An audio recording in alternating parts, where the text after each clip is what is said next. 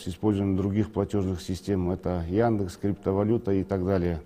Что касается ответственности, согласно пункту 4 части 2 статьи 190 УК, мошенничество, совершенное путем обмана или злоупотребления доверием пользователя информационной системы, предусматривает наказание от штрафа в размере 4000 МРП до 4 лет лишения свободы с конфискацией имущества. При совершении преступной группой либо в особо крупном размере наказание составляет от 5 до 10 лет лишения свободы. Отдельно хотелось бы остановиться на способах привлечения граждан для участия в мошеннических схемах. В мессенджерах и социальных сетях активно размещается объявление о легких заработках. Предлагается открыть на свое имя карту, абонентский номер, в том числе привлечь к таким действиям других людей. В некоторых случаях просят установить на телефон банкинг, либо передать карты другим лицам. В последующем указанные карты и абонентские номера используются мошенниками для вывода денег. В таких случаях либо производится разовая оплата за карту, либо на карту поступают деньги, которые необходимо перечислить другим лицам посредством переводов через криптовалютные биржи, либо систему международных переводов. За такие услуги от общей суммы предлагается оставить определенные проценты, это обычно от 3 до 10%. Таким образом, граждане втягиваются в мошеннические схемы, где обналичиваются незаконно добытые деньги, и тем самым граждане становятся соучастниками преступления. Нами устанавливаются такие цепочки, задерживаются как казахстанские, так и иностранные граждане, которые в целях легкой наживы помогали мошенникам вывести деньги на их счета. В результате проведенных оперативных мероприятий в городе Алматы пресечена преступная деятельность двух групп, состоят из 3 и 2 соучастников из числа граждан России, Белоруссии, Кыргызстана и наших соотечественников. Последние занимались поиском лиц для оформления банковских карт, которые в последующем использовались в преступных целях. Аналогичные примеры участия в мошеннических схемах имеются в большинстве регионов страны. В этой связи хотелось бы предупредить граждан о последствиях участия в таких сомнительных схемах. По стране уже имеются факты задержания соучастников преступления. Их действиям будет дана принципиальная оценка, и они понесут наказание в соответствии с уголовным законодательством. Министерством принимаются меры по профилактике и раскрытию интернет-мошенничеств. Проводится обширная работа по информированию населения о мерах предосторожности.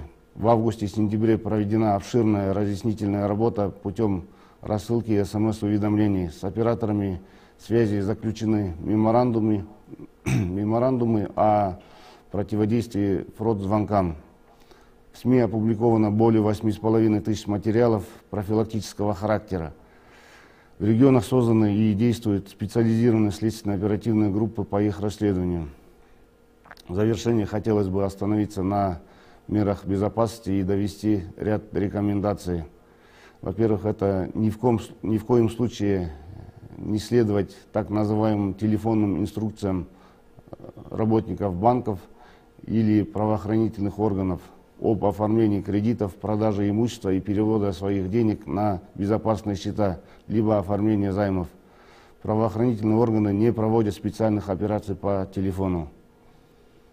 Никому не сообщать свои персональные данные, реквизиты пластиковых карт, не передавать квитанции о переводах и тем более коды и кодовые слова, даже лицам, представляющимся сотрудниками банков, полиции и других правоохранительных органов. Не доверять персональные данные неизвестным и непроверенным сайтам без проверки, не производить предоплату, либо договориться об оплате после получения товара. Не осуществлять переводы по сомнительным сделкам, остерегаться финансовых схем без прозрачного источника дохода. Для установки приложений необходимо пользоваться только официальными источниками. Это у нас App Store, Play Market и другие. Не переходить по ссылкам, которые направляют якобы для оплаты, либо которые содержатся в спам-рассылках от неизвестных контактов или в всплывающих окнах. Часто мошенники предлагают для оплаты перейти по ссылке, которая на самом деле является фишинговой. Регулярно менять пароли доступа к услугам банкинга, использовать 3D-защиту и другие меры безопасности, предлагаемые банками. Чаще проверять свои счета через мобильные приложения. Спасибо за внимание. Портал Best News KZ направили вопрос. Когда в Казахстане начнется блокировка подменных номеров, используемых мошенниками для телефонных звонков?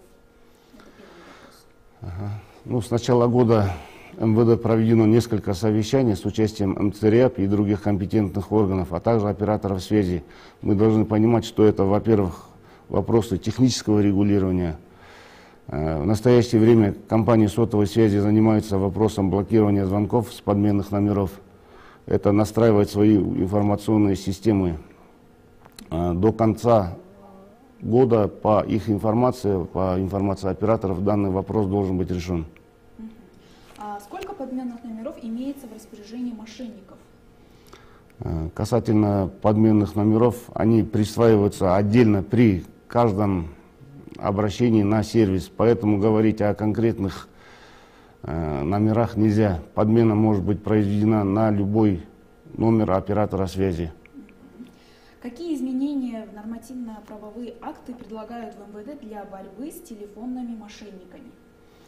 В настоящее время совместно с уполномоченными органами рассматриваются вопросы введения ответственности за передачу банковских пластиковых карт. Также рассматривается вопрос ужесточения ответственности операторов связи за пропуск несанкционированного трафика. То есть такие меры с учетом актуальных проблем, они нами вырабатываются и находятся на постоянном контроле. Назовите сумму общего ущерба, который понесли казахстанцы с 1 января 2021 года по состоянию на 1 ноября в результате интернет-мошенничества. Как я до этого уже озвучивал, сумма составляет 15 миллиардов тенге. То есть здесь необходимо говорить, вывести среднюю сумму ущерба невозможно, потому что кого-то могут обмануть на, например, несколько десятков тысяч тенге, несколько сотен, кто-то может перевести из депозита миллионы. Но в целом эта сумма составляет 15 миллиардов тенге с начала года.